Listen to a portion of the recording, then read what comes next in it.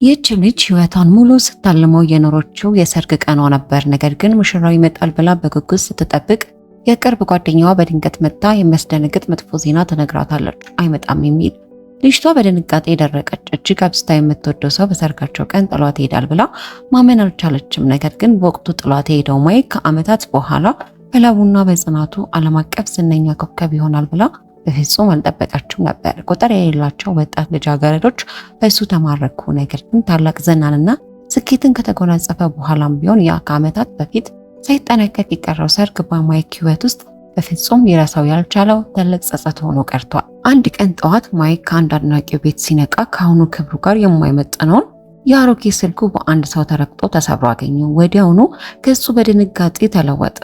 ያለምንም ማወላወል ከቤቱ ፈጥኖ ወጣ። ብዙ ቁጥር ያላቸው አድናቂዎች እሱን ፍለጋ ቢከተሉትም ምንም ትኩረት አልሰጣቸውም። የእሱ ብቸኛ ጭንቀት በተቻለ ፍጥነት ስልኩን የሚያስተካክልበት ጥገና ቤት መድረስ ብቻ ነበር። ስልኬን ያስተካከለልኝን ሰው $10,000 እከፍላለሁ አለ። የማይክ በድንገት መከሰት እዚያ የነበሩትን ሰዎች በሙሉ አስደንግጧቸዋል። የሱቁ ስራ አስኪያጅ በፈገግታ እየተቀበለው የቅርብ ጊዜውን አዲስ ስልክ በነፃ እንደሚሰጠውና የእሱን ፊርማ ማስታወሻ ብቻ እንደሚፈልግ ገለጸለት። ማይክ ግን ሌላ ምንም ነገር እንደማይፈልግ ተናገረ። ስራ አስኪያጁ ስልኩን በራሱ እጅ አስተካክሎ እስከሚጨርስ ድረስ አልጠበቀም። ወዲያውኑ አንድ የሚያውቀው ድምፅ በስልኩ ድምፅ ማጉያ በኩል ይሰማ ጀመር። ኤፕሪል 9 ጆሽ ነኝ የሚል መልእክት ነበር። የማይክ ልብ ተጨነቀ። ምክንያቱም የህልሙን ጎዳና በተከተለባቸው በእነዚህ ዓመታት በሙሉ የጆሽ ድምፅ ለሱ ብቸኛ የመጽናኛ ምንጭ ነበር። ነገር ግን እጣ ፈንታ ሁለቱን እንደገና ለማገናኘት ቀድሞ ማዘጋጀቱን አላወቀም ነበር። ወደ ቤቱ ከተመለሰ በኋላ አንድ ዜና ትኩረቱን ሳበው። የቅርብ ጓደኛው በአደጋ ምክንያት ህይወቱ እንዳለፈ። የማይክ ፊት ወዲያውኑ በድንጋጤ ተቀየረ። ጓደኛውን ለመጨረሻ ጊዜ ለመሰናበት ያዘጋጁን ተቃውሞ ወደ ጎን ብሎ ከብዙ ዓመታት በኋላ ወደ ተወለደበት ትንሽ ከተማ ተመለሰ። ነገር ግን እዚህ ያሉትን የሚታወቁ ፊቶች ሲመለከት እንዴት ምላሽ መስጠት እንዳለበት እንኳን አላወቀም። ከህዝቡ ለየት ተብሎ ብቻውን ተቀመጠ። ከዚያም ለመውጣት ሲነሳ ያችን በፍጹም ሊረሳት ያልቻላትን ሴት እንደገና አያት። ምንም እንኳን ለመረጋጋት ቢሞክርም ልቡ ግን በስሜት ማዕበል ተዋጠ። ነገር ግን ከጆሽ ጎን የቆመችውን ትንሽ ልጅ እሱን የምትመስለው ልጅ ሲመለከት ግን ሌላ ስሜት ተሰማው። በዚያች ቅጽበት የቤተ ክርስቲያኑ ውብ ባለቀለም መስኮቶች ማራኪ የብርሃን ጨረሮችን ያፈሱ ነበር። በዚያ የእንጨት ሳጥን ውስጥ ተኝቶ የነበረው የቅርብ ጓደኛው ብቻ አልነበረም። በልቡ ውስጥ ተቀብሮ የነበረው ፍቅሩ የዓመታት ናፍቆቱም ጭምር እንጂ።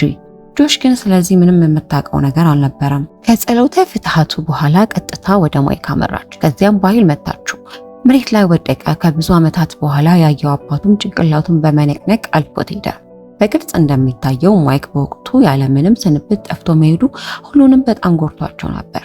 በማግስቱ ከአባቱ ጋር ቀዝቃዛ ሰላምታ ከተለዋወጡ በኋላ ማይክ እናቱ የተከለቻቸው ጽጌረዳዎች ያለ እንክብካቤ ሲያድጉ ተመለከተ። በጸጸት ስሜት ተሞላ። በመጨረሻም የህይወቱን ቀሪ ዘመን ውሳኔ ወሰነ። ወዲያው ላዘጋጁ ደወለ። ነገር ግን በሱ በድንገት መጥፋት ምክንያት ውጭ ያለው ዓለም በሙሉ በመስቀልቅል ውስጥ መውደቁን አላወቀም ነበር። ቁጥር የሌላቸው ሰዎች ወዴት እንደሄደ ለማወቅ ይጣጣሩ ነበር። ማይክ ለዚህ ምንም ግድ አልሰጠውም። አዘጋጁ የቅንጦት መኪናውን እንዲልክለት ከጠየቀ በኋላ እሱ ግን የመኪናው ቁልፍ ትቶ ትምህርት ቤት ይጠቀምበት የነበረውን አሮጌ ብስክሌት እየነዳ ወደ ትንሽየዋ ከተማ ገባ። ያስገረመው ነገር ቢኖር በሱፐርማርኬት ውስጥ ተቀባይ ሆና የጠበቀችው የቀድሞ የሁለተኛ ደረጃ ትምህርት ቤት የክፍል ጓደኛው ነበረች። ከዛም ስለ ጆሽ አሁን ስላለችበት ሁኔታ ጠየቃት። ነገር ግን የልጅቷ ፊት ወዲያውኑ ተለወጠ። ከዚያም በትህትና ማይክን ከሱቁ እንዲወጣ ጠየቀችው። አንድ ዝነኛ ሰውን በማየቷ ምንም አይነት ደስታ አልታየባትም። ይህም ማይክን እጅግ አሳዘነው። በዝምታ ለመውጣት ሲዘጋጅ በድንገት ቀንና ሌሊት የሚያለማትን ሰው በአይኑ አያት። ጆሽ ወደ አንድ የጽጌረዳ ሱቅ ገባች። ይህ መገናኘት ደግሞ ለ8 ዓመታት ተሸሽጎ የነበረውን ሚስጥር ሊያወጣው ተዘጋጅቷል። ከደንበኛው ጋር አብራ ወጣች። ማይክ ግራ በመጋባት በቆመበት ደረቀ። በሱቅ ውስጥ የነበሩት ደንበኞች ክፍያ ፈጽሞ እስኪወጡ ድረስ ጠብቀው እሷን ደርቶ ለመሸኘት ተከተላት። ነገር ግን በሱቅ ውስጥ ያለው ደግ አባት እሱን ሲያዩ ወዲያውኑ ፊቱ ይቀየራል ብሎ አልጠበቀም ነበር። በግልጽ እንደሚታየው ማይክ ከዓመታት በፊት በሰርጋቸው ቀን ጆሽን ጥሏት መሄዱ አሁንም በከተማው ሰው ዘንድ አልተረሳም። ሆኖም ከህመሙ ወጥታ የነበረችው ጆሽ የሚያስገርም መረጋጋት እያሳየች እንዲያውም ማይክን የበለጠ የሚጎዳ ነገር ተናገረች።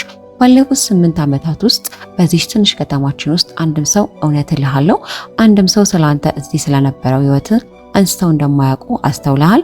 ማንም ሰው ፎቶውን አንስቶ ፌስቡክ ወይም ኢንስታግራም ላይ እንዳለቀቀው አስተውላል። አሁን ለምን ይመስላል? ምክንያቱም አንተ ጥላን ስለሄድክ ነው። አንተ ያን ቀን ሁላችንም ነው ጥላን የሄድከው። አሁን የዚች ከተማ አካል አይደለም። በተቻለ ፍጥነት ከተማውን ለቆ እንዲወጣ ነገረችው። ነገር ግን ማይክ ምንም ነገር ለማብራራት እድል ከማግኘቱ በፊት የጆሽ ልጅ በድንገት ብቅ ብላ ሁሉንም ነገር ላወጣችው። የጆሽ ፊት ወዲያውኑ በጭንቀት ተሞላ። ሃይ እኔ አውቃለሁ፣ እናቴ አንዳንዴ የምታዳምጥ ያ የካንትሪ ሙዚቃ ዘፋኝ ነህ አለችው። ጆሽ የአጋጣሚ ብቻ እንደሆነ ለማስረዳት ብትሞክርም ማይክ ግን እውነቱን በውስጡ አውቆታል።